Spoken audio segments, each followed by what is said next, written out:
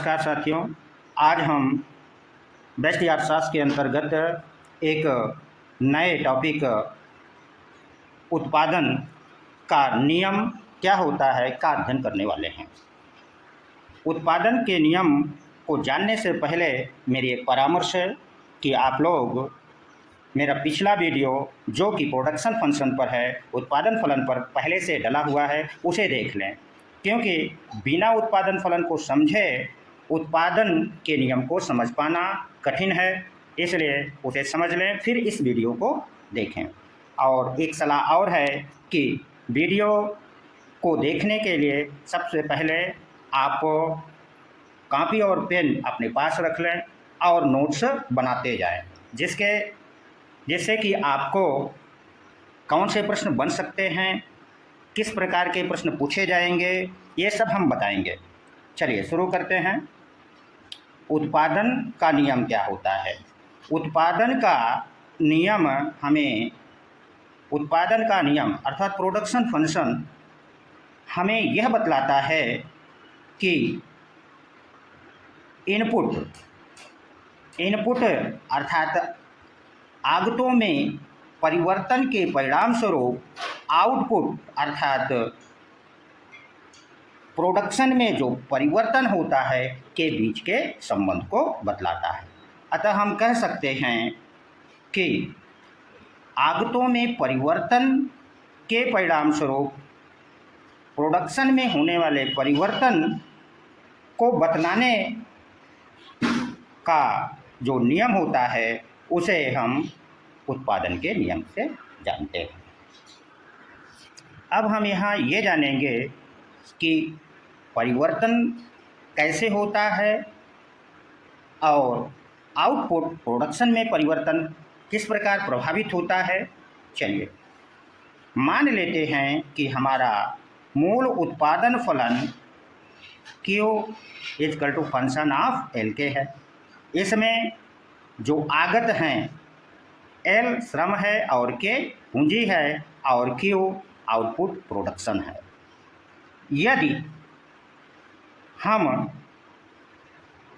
आगतों की मात्रा में A गुना परिवर्तन कर दें, कितना कर दें? A गुना परिवर्तन कर दें, तो उत्पादन की मात्रा में यदि B गुना परिवर्तन होता है तो इसे ही हम उत्पादन का नियम कहते हैं।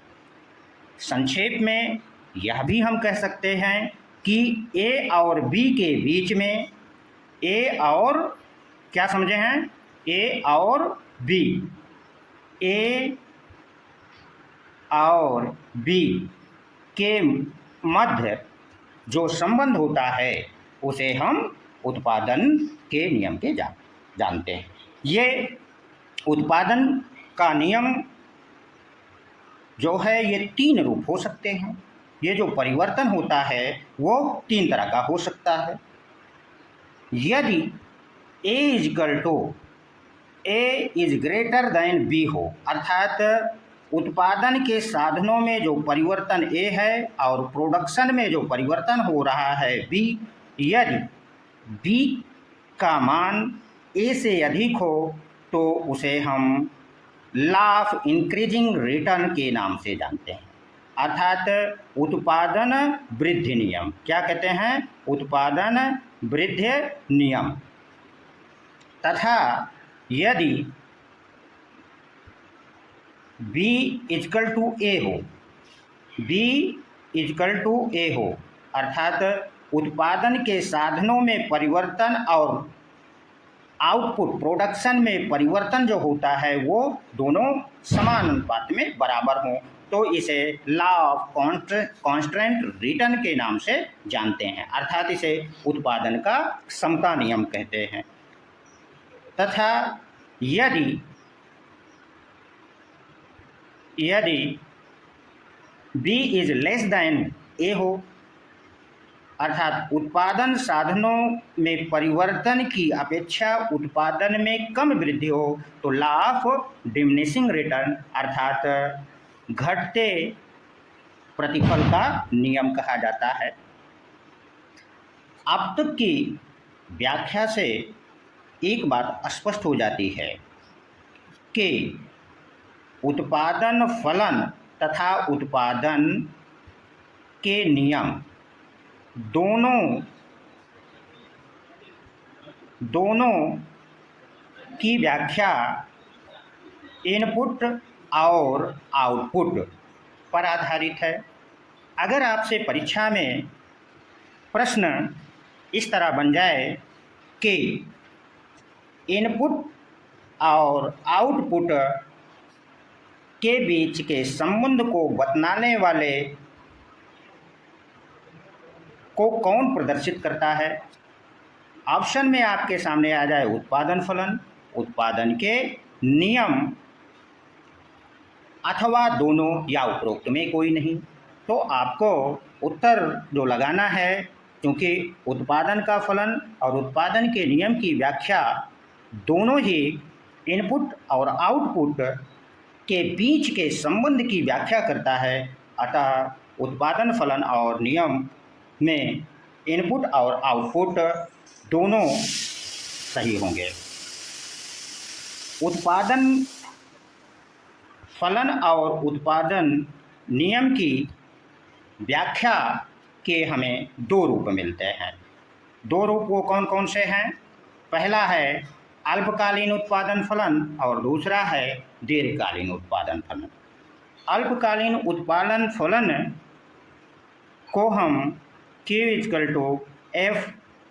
F(A)(L) के से प्रदर्शित करते हैं। इसमें एक साधन K को हमने स्थिर मान लिया है तथा केवल L श्रम साधन में परिवर्तन होता है। अतः अल्पकालीन उत्पादन फलन वह फलन होता है जिसमें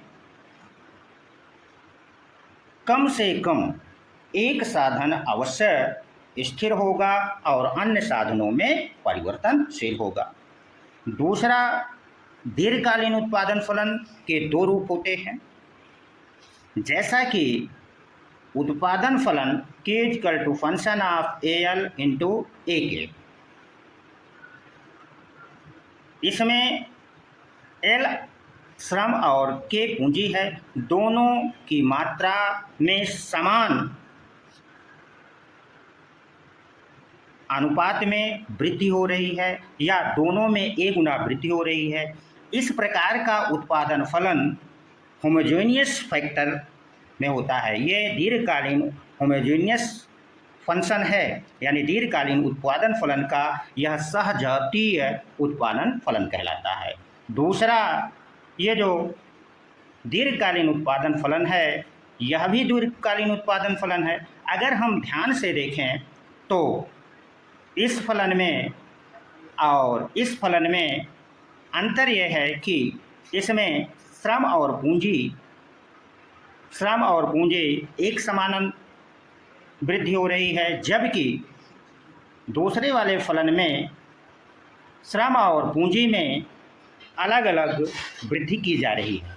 इस प्रकार का जो फलन होता है उसे नॉन होमोजेनियस फंक्शन अर्थात असजातीय फलन के रूप में कहते हैं। हमारा अगला जो वीडियो होगा वह अल्पकालीन उत्पादन फलन से होगा, जो अगले वीडियो में हम लोग देखेंगे। धन्यवाद।